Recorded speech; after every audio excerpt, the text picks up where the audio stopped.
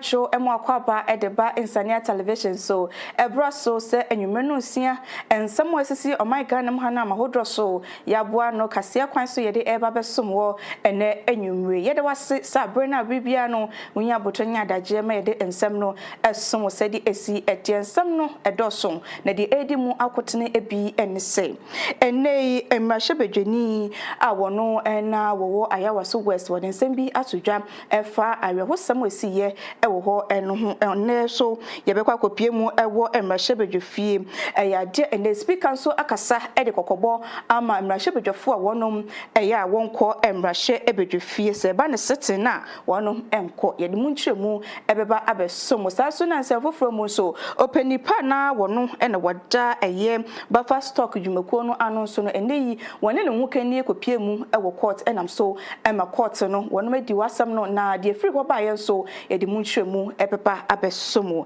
ye kase Ghana His Excellency John Dramani Mahama enso akwakopie mu ewo dwumedie sonko ase eno eye 2025 Paris Peace Forum dwumedie na se den sembi atu dwafa ensentrofo ye dwumedie yedi ewo oman Ghana mu ha eho ensembi ka wani mu na afofo bi eka ho do hwere ba konte ba godie mu nsem amanone nsem eka ho a yabo no bede yede ebeso se enwumre no sia kase ewo afidie yi eso okenkanfo eyeme efia boafo adepa yentonkra na yembrate yeba kase boni chemu etwaso.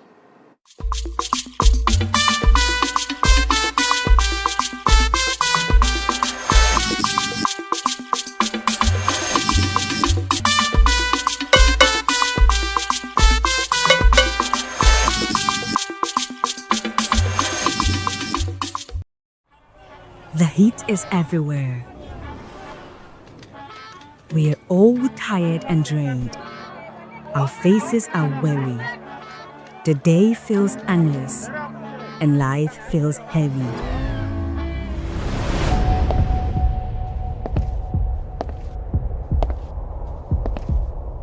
Then it happens.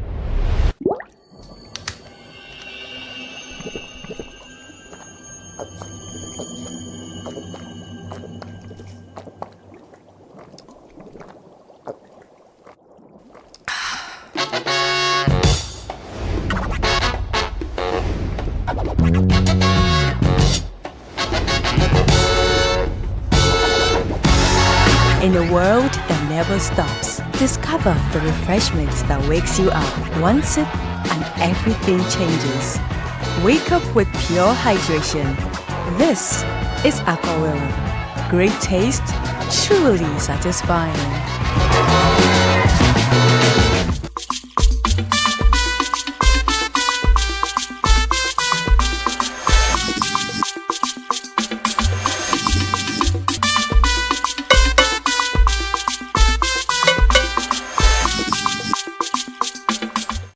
Sai ema akwa babiem Africa me hona ensem ne twemu mefa embo me hyase na me hyase edi Africa na mampeni His Excellency John Dramani Mahama na kache na ende wakasa ebra wokopie mu ewo dwumedie sonko bi e wono matodi 2025 Paris Peace Forum ase na wode atu dwase o my Ghana aye krado pa se na ban koi NFA eye o my Ghana penifo ina se eba media freedom na fe se yebo ensem twofo aba so ewo man mu a wo se aban aye krado se wode be magana ensem twofo.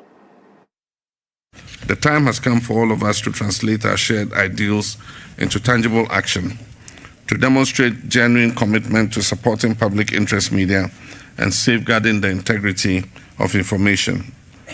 Together, we must work to win the global war against misinformation and disinformation. We leave this conference reminded that disinformation is not an abstract issue. It is shaping elections, it distorts public health response, it fuels conflicts, and undermines the fight against climate change. A decade after the Paris Accord, falsehood continues to erode public confidence in science and policy. If we're to build a sustainable planet, we must also make an informed public. Likewise, the dawn of artificial intelligence has transformed the information landscape. While AI offers immense opportunities for innovation, it also amplifies the risk of misinformation and economic disruption. Deep fakes, synthetic media, and algorithmic manipulation are reshaping what our societies perceive to be the truth. Our collective task must therefore be to harness AI responsibly, to promote transparency, and to ensure that technological progress strengthens rather than undermines public trust. As we close, let us be clear. Independent journalism is not a luxury, it is a public good. When journalists can hold their governments accountable, societies flourish. When truth is defended, peace is preserved. And when citizens can access reliable information, democracy endures. So the message from this conference is unmistakable, that the world must invest in truth as deliberately as it invests in infrastructure, in energy or defense. The cost of inaction will be far greater than the cost of those commitments. And so finally, let us leave Paris with a renewed determination to support journalists and institutions that stand for integrity and accountability, to demand transparency and ethical responsibility from digital and AI platforms, and strengthen international cooperation to protect information as a shared global asset.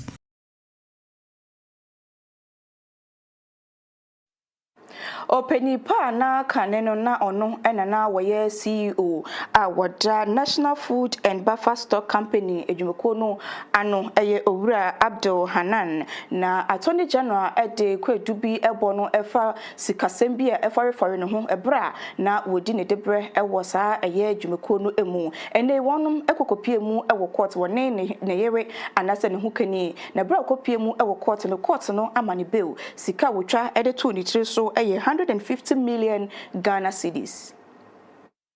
Henan one more amani bill a watcha 100,000 Ghana cedis dia to niti so 6 sureties and a can a watcher say one may be due a jinemu amanuno a moon nine as a say one more ade a japadia ye asase ade atoso court no asanso ashenu say one shall say baby I will befa na kwantu na kwanya badie e wo mai emunsuno wobma court no ehunu afi one may be die jinemu amanu susuno court na hye say one more Ghana cards nano as a say one more ede bre court no na afei update bia na information bia court no hia de fa wonum ehwo ba bia wonum ate adwuma wo mo ye ni adeade ina no esese wo mo de information ina eka Ghana card ho na wonum ede koma court na enei dia asemi se ne stress wo ye hwehwemu court no so asanso ahye henan say won hwe say wuku da bia wode ne ho bekwa akwokyere dia asemi se ne stress wo ye ahwehwemu ede afa ehwo no wone ho bekwa akwokyere no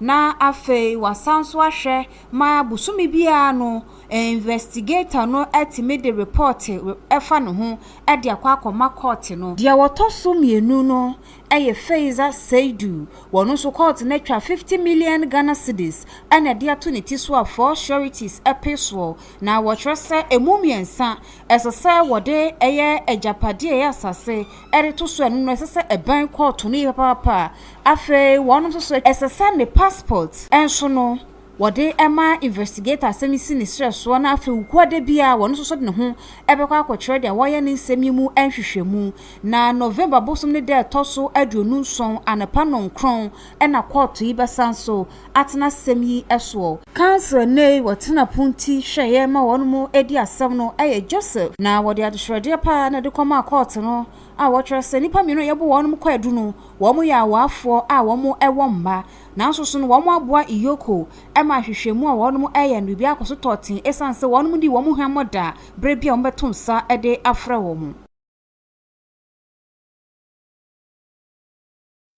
ye ko emrahye bedwefie na emrahye bedwemu chiame eye yewura Alban Suma na Kingsford Backbin ene wode kokobo akwa mamrahye bedwefo a wonom fitibra wo hye asetena ase wonkopie mu ewo mrahye bedwefie da na chese setena wonom ye ni na no enya de wonom ekọ no na wo hye se wamba de a ene won seat ewo emrahye bedwefie no obediclare ni na vacant ewo ho.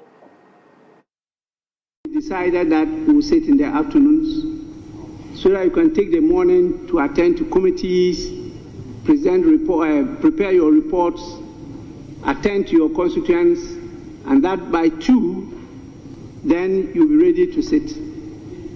Again, that's the period you can also interact with the ministries, because there is a time established by law for public servants to report to work and to close from work. And so that is a good time for you to have the opportunity to interact and chase things for and on behalf of your constituents. It's for these good reasons we decided to start sitting at 2. I also encourage the fact that the time people are working, they may not have opportunity to observe you and participate in whatever you do. But in the evenings, they'll have the opportunity to sit, watch, advise you, and also make some inputs. That, again, we are not taking advantage of. I'm saying this for the last time. I've given directive to the clerks at table to take the records for this meeting. And please, we have the standing orders. We know what they say. We'll be taking action to make sure that we compel members to sit or to be considered to have vacated their seats.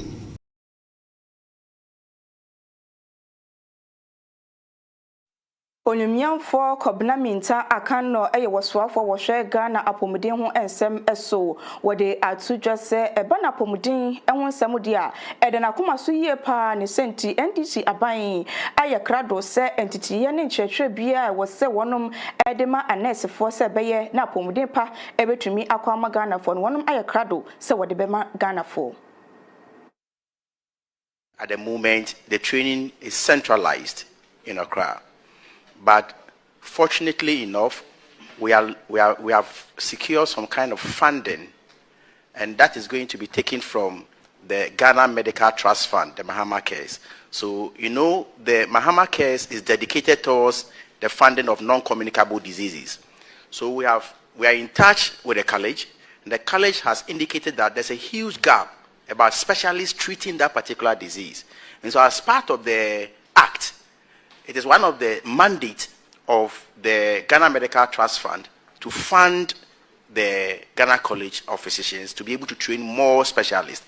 And so this next year, we are going to, spread them to Wa, Hohoi, and then Boko, right? Bolga. So we are going to start with these 3, regions, and then we'll roll it on and on and on.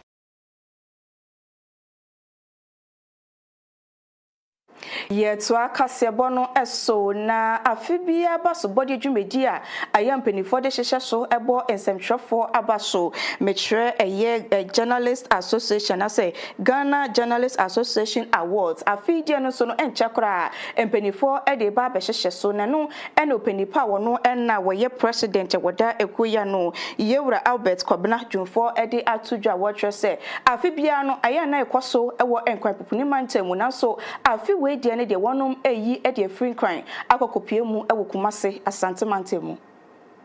In fact, after 29 years, we are now moving the flagship event, the flagship awards of the association from the national capital of Accra to the capital of the Asante region, Kumase, and specifically Umenshia, under the patronage of Otumfuo Osei Tutu II, Asante Hene.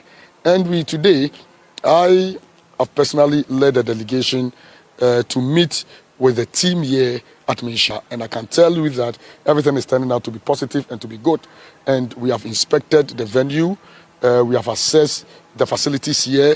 And as I indicated earlier, we are right in front of the Jubilee Hall where the award will be held.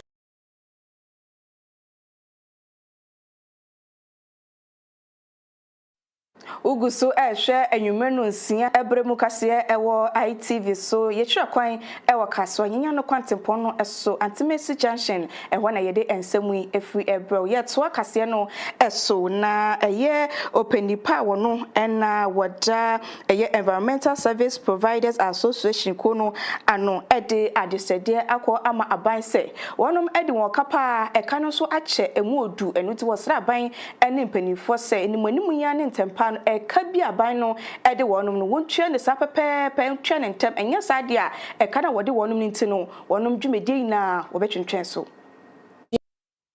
Your boy modern, who modern as an abeya, Cronumbe, Yama, Yinayat Nasses. Say, Chopani, Pagana Funya. She say, I bind to meet ya arrest no crowd, dear cana. You be making sure so say, we be a hobaka sabia, Bolacan in Bao Hoye, on by. Untimin, yes, you can't turn one on by canny so but untimimba. Tia the new match 2 years, you be promise Ghana for the simple year. Anyone a year, you man.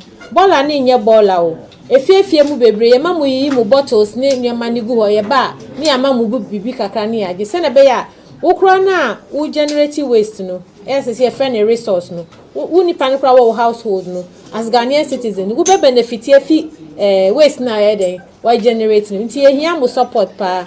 Se Ghana ye ma ye nyina. Ye willing say ye be improve your services, but ehia sika de aye adwuma bebre. And penny for one etri a year motorcycle ebi ewo on my Ghana mu awaka wo ho abom and a watcher say when dwumedi awodi ewo my Ghana mu hampem bebre no aye ana e bambo adwumako no ebi kwan bi a wode won fa so no wonum ani enje ho kura harassment ni ateti bi a aye a wode wonum efem no e kwan bi so no aye na ha mu papa no nti ene wo say National Youth Authority openipa wada no wombre mu esanse wo bre ewo aye bambo adwumako no ensa no. There's a lot of canker in the police service. With the little we have just seen at the Tesano police station, there's a lot of canker. He should step in, call the senior police officers, call them to book. If you check these days, you see that there are a lot of fake police that have been arrested. Why is it so? Because a lot of people have realized that police are not doing their work well, and they can take advantage of it because they harass the people. They just stop you and they frighten you and take money and go. So if I also get the uniform and I stop on the way, I can do the same thing. So that is why those things are now coming. And if we don't check it now, it will increase. So that's why we are appealing on government to step in, call the IGP to order. He should set a committee to investigate some of the things. He should set let us know a clear communication channel that if I see somebody who has done something like that, I should know where to go and report, and it will be easily tackled. We were with Oben yesterday. He was also explaining the new orders they are bringing on board that they will not stop you on the road again. That is yet to come. What are we doing now? That is our concern. There should be a remedy now. Let the officers understand that you can check them on the road. Don't take them to the station. They take you to the station, they forget of you. If you don't bring this money, I won't mind you. And you go and sit down somewhere. You need your bike to go. So it is enticing you to now start to bribe them. And bribing and corruption should be the last thing to come from the police officers. They are supposed to protect us, not the other way around. They shouldn't use the uniform as a weapon against us, no. Because if the youth are tired, what will come will not be good for all of us.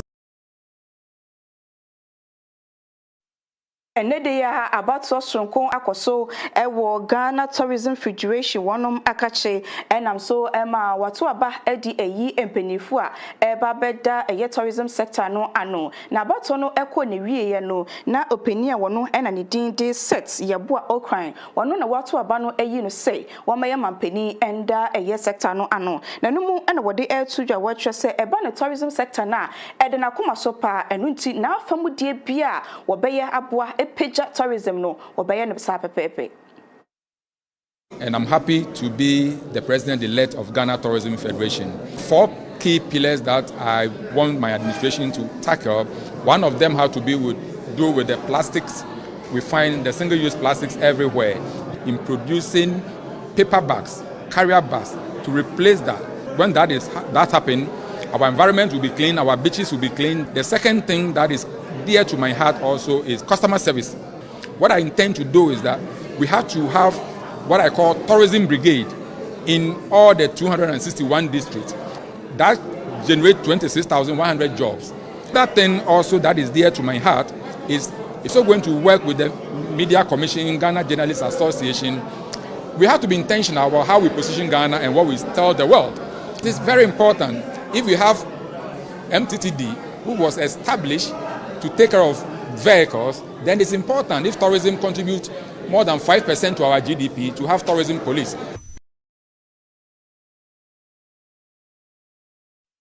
Openia yesheni eye president fofra yeyi na wono na wo ba beda Ghana Tourism Federation kono anu obehwe ama tourism ho nsem etumi ejina ne nan so yeto kase no eso na ohene a wono na wo eye abontem na eye nana sechi ankobia tutu a wotoso mienu ene wone ne manfo afankyerɛtwerɛ mu afantitiye mu ekwan wono befa so na wode plastic ebedane dane mu abeye bibi fofro se beye na ebebo ne manfo na nei wono aye ne sa pepepe enam so ema wohene ene nsemtwefo akasa. When I ascended the stool here at Abontem, I found that there's a very big unemployment situation here. The youth, the women, most of them were unemployed. Aims at ridding or sanitizing the environment of plastic waste. If all these were collected from disposed plastic water containers, and we are converting them into buildings. Maybe a one more ewa Abontem and no war Bosomche district no emu ewa Santimantel mu war Bosomimi and Sancho Tra one more Akoji and no etimi abon papa me nay one kasa etimi at the plastic kiki kanyama de see any etimi edi sit down way na ya de one etimi aboa ma plastics yaji amonten so afa ma montie fini ade no one ma hwe asia no science no wom for so akonya so ene samchofo edi nkomo yenyina isi dan ni bi yesanso wo blog no bottles no yedi na tishim de dade ewo e ma na yedin eno na yedi isi dan nti ye ne wa hanyina ma ne mema mienu na kan hu nyina yitimisi yitimi eye hu bibia aboa me ne mema no so ebi anya bia me bi to aduane ma me ba bi di me ba me so kosko na bi kosko so me bi eyi ma me nana no ma di kosko kokoye ye to book scroll school ma bitimi mano awotimi disua ade entime so mi to emmom ho abonfia se adwuma we enyamame masom pintin migiram.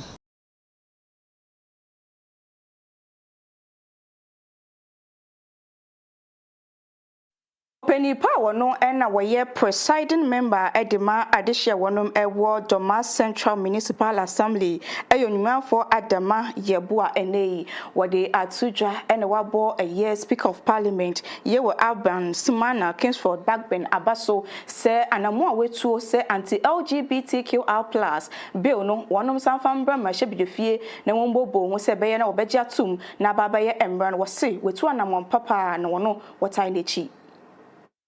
If Parliament ye mrabibri akatua sem ne budget sem dey say for bojumo ya yawi nti we anko for no amra meto de a ani je be budget foforo bi san ke ko for no aso ye ne ba beto mra ne nkyesa sebe ba ne ba ho sisi na if Parliament ya ne be pass mra no ono rekoso asema bi kan ye no bi eri parakra no nye parliamentarian bi nti ko fa be reference a ho be defender wo di try gunu so ana so ye rekre in fact what I say e kire say we speaker na so ye president e say ne ma bi udi kan nti oni pande ba wa kire mra hu say botaye say nti wo ye ne sa onyi no so atene ho ase ononyamfo Adama Yebua twemu se wono de babia wogina na wogina fa LGBTQI+ yi enho sanse Ghana kra no wo ba ya mamra ni ya maniemu a eyachiwade na nanom ane nje ho afa tro kronkron ane empo korania yenuanu mosremifo yusu no wo mo so kasatia saa die sanse eyemusudie pa aduana wa matubi wo o ma meja ho no na so yere wichiri no kredie ye ba wiase me I believe in culture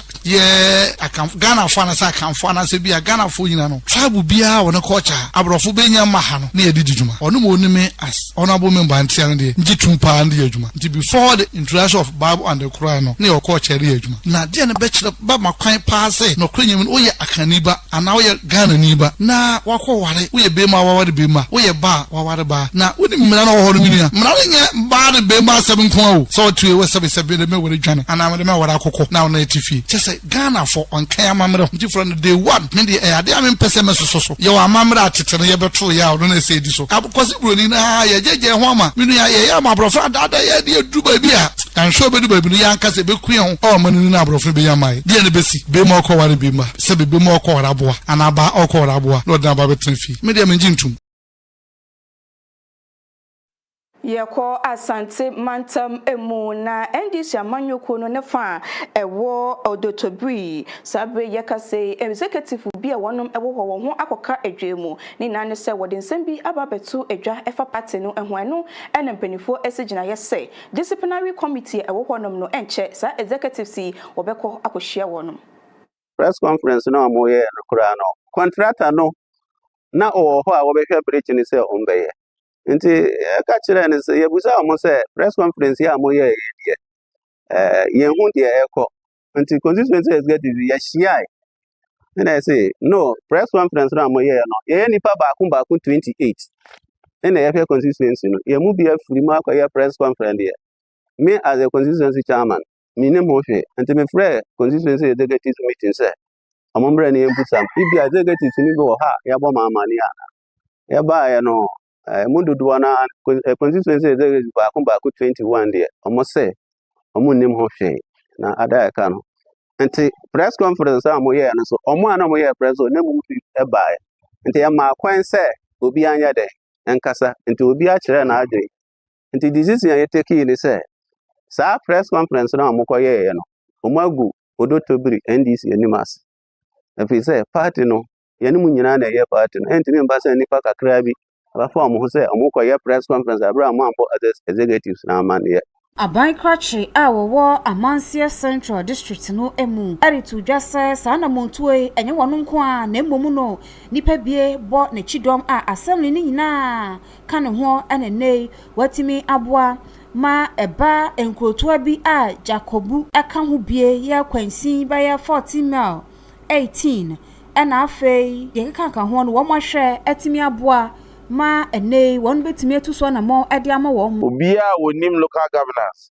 anything here decentralization city anything assembly juma na nchese city no onim say nipa bako bia no betimi ade ne nsense ne bo say mekoye project yo ana say project yo ha abaye the project ne ba na so discuss ne ba say efa nya juma assembly won hye bibra ye fam ansana ye nya decision na say yakase ye we wo ha na say we wo na say we wo ha ni nyina akowie say ya fancy ni nyina mu no ye de budget to ye work plan e bibia for general assembly meeting ene yakogya to mansa na yetimi de aye adwuma medianum general assembly meeting ho ne ekopie ya ekoba say assembly member ba say ye move ho ne ye discuss ne ye hwe ye de market ne beko eho ene obia opese ye de market ne ko ne pesua so e de bae e ma ye bobo ho no na government appointees NDC ma e wo hobi ye youth organizer na oka press conference no or ya appointee no wo hobi ohudi e course nyina ne kwakra mu no wo ru Asante Samuel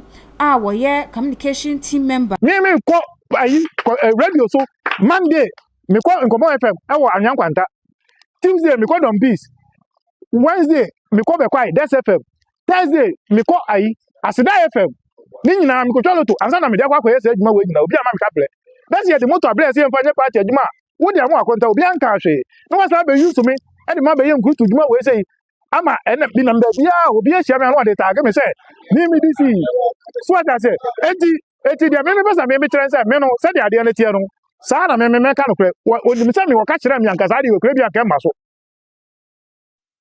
Yede kasia no ekọ enfinfin mantemu na enfinfin mantemu swafo eyo nyamfo ekọ panyin ene wakasa ena wode atudwa watch se empen bebre no aya na wokọ ayasabia eye aban edia empanifo no binom enam koti kwan so agigi sika enam emra kwan so afri eye ayafo wonom eba beje ayahwe ewo no na no watch se eye suban bi a entwe yie enko nanim kora emma public hospital no enhye nenum enunti no wode afutuo ama empanifo wonom deda public hospital nyina ano se sa suban no won hwe na won twe wo ho emfemfiri ho.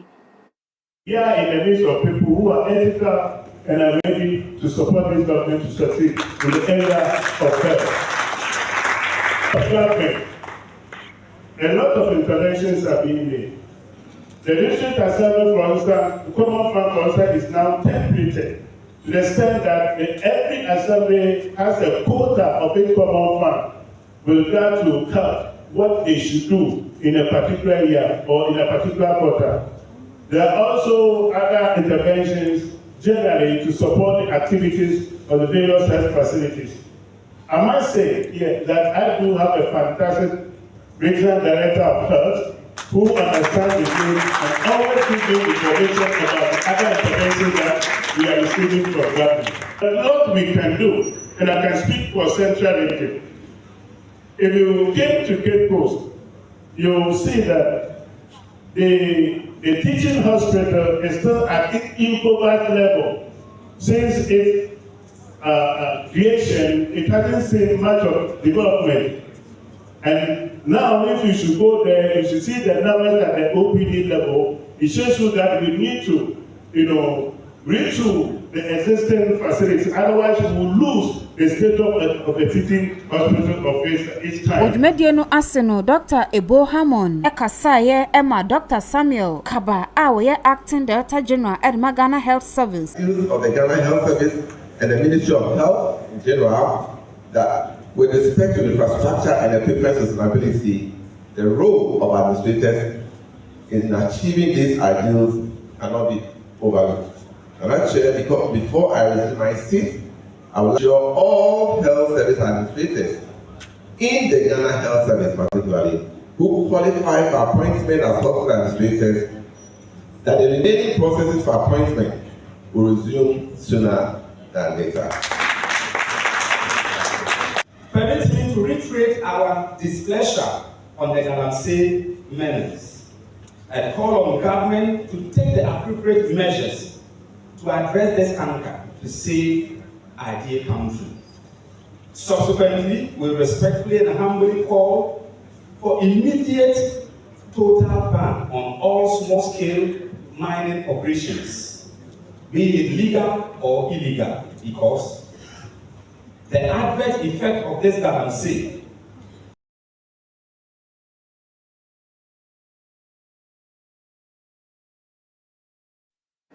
ya hume kasia no so abato ye ba edwedie kasie eto aso.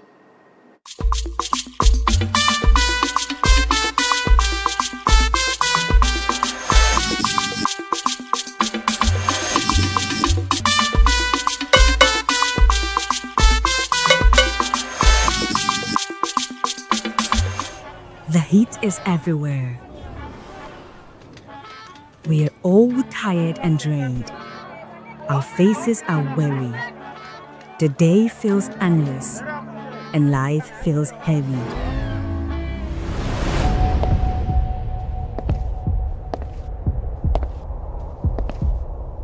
Then it happens.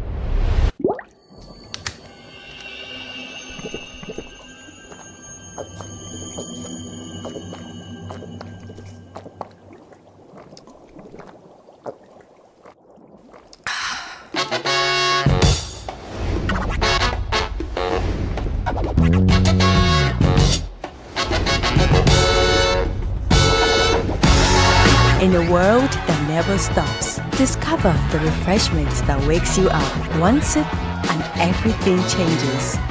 Wake up with pure hydration. This is Aquawella. Great taste, truly satisfying.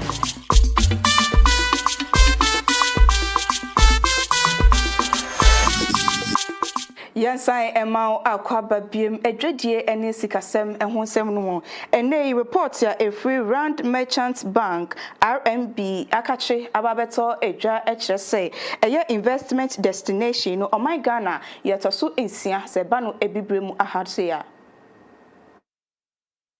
Report way invest in African report here. One more Edia Ban watcher say a my baye Ediasa Bakun and one more esi ho.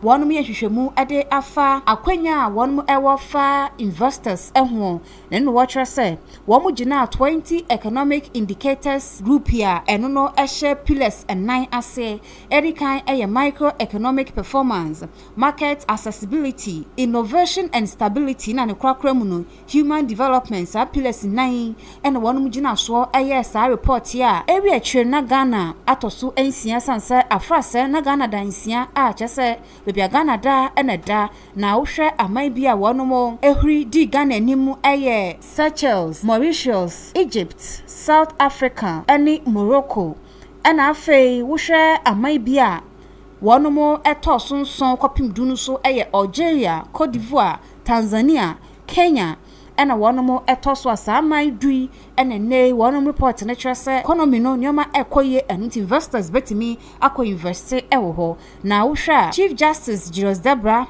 ɛne nsɛm bi ɛbɛto dwa ɛfa Ghana economy no ɛho a wɔkyerɛ sɛ mpempe sɛ de nneɛma ɛkɔ no ɛkamea yɛ sɛ economy no ɛgyina ne naso na mo programs yɛ ahodoɔ a wɔn de agu apono so a International Monetary Fund support no so ɛbɛka ho no aboy papa World Bank wohwɛ growth projection a wɔn mo ɛde baayɛ a wɔn hwɛ nso 2026 ɔman no ɛbɛkɔ no a wɔn hwɛ sɛ ɛbɛtumi akɔnkan wɔ hankyɛ mo bupan nan akyiripɔ miɛnsa ɛyɛ 4.3% a saa report yɛ mu wɔn mo ɛde ato dwa sɛ wohwɛ ɛyɛ sɛsɛy disinflation fiscal reforms ɛne sɛdeɛ sɛsɛy yesidi no tumi egyina ne naso eba no a ne nyina no eyade a eka ho a etimi eboa ma boost market confidence na eno so no eboa papa ma investors wo ba ne sika be hye adwuma wo mamu a eno no eboa ma ninya ahotoso se ba wo ba no wo benya mfaso bi e de akonichi. Yan hwe sadia Ghana cedi no ahoɔden so ene amanoni sika no pem so ene dollar ba ko ene Ghana cedi no wobenya no 10 cedis 85 pesos. Wohwe cedi ne amahodo so de sadia ahoɔden no etie no a business analyst for bie akasa e de afa ho a wɔtwerɛ sɛ sansache no hunu sɛ eye britia bi ntamo ena saa intervention ni wɔn matimi ahyemu kena matimi aboa a ho sɛ market sentiment eka ho ebie ne nyina mu no wabɔkɔkɔ a wɔtwerɛ sɛ cedi no bɛkɔ so agyina ne naso a external shocks ene fiscal pressure no eno na betimi aboa eno tin wɔ man no enhwɛ kwane wɔn bɛfa so aso saa yɛ ano sɛ betimi aboa ma cedi na hoɔden no etimi akɔsɛdia sesei etie no 2026 budget ya finance minister yɛhwɛ nim sɛ bosom ebesi wɔn kɔkɔto dwa ɛwɔ emrahyɛ bedwa mu no cedi ene amahodo so de ahoɔden tichiu ene dollar no ɛhwɛ nim sɛ obɛka agyerɛse bi aban asie ade afa ho wɔde bɛto dwa ɛwɔ hɔ na emprempren wo fa $1 no a 10 cedis 84 pesos ya upe bia benya no 10 cedis 85 pesos sanso so na pound no ejina 14 cedis 35 pesos upe bia benya no 14 cedis 37 pesos 1 euro no so 12 cedis 64 pesos na empempre no wokɔ miamia hodo wonom esesa sika no a $1 no 11 cedis 70 pesos upe bia to a wom de bema 12 cedis 20 pesos and 1 pound no enso ye 15 cedis 40 pesos upe bia kodu djuma wo be ya no 16 cedis 45 pesos e won mu ensem ne kwakra mu no 1 euro no so ye 13 cedis 40 pesos upe bia e 14 cedis 25 pesos.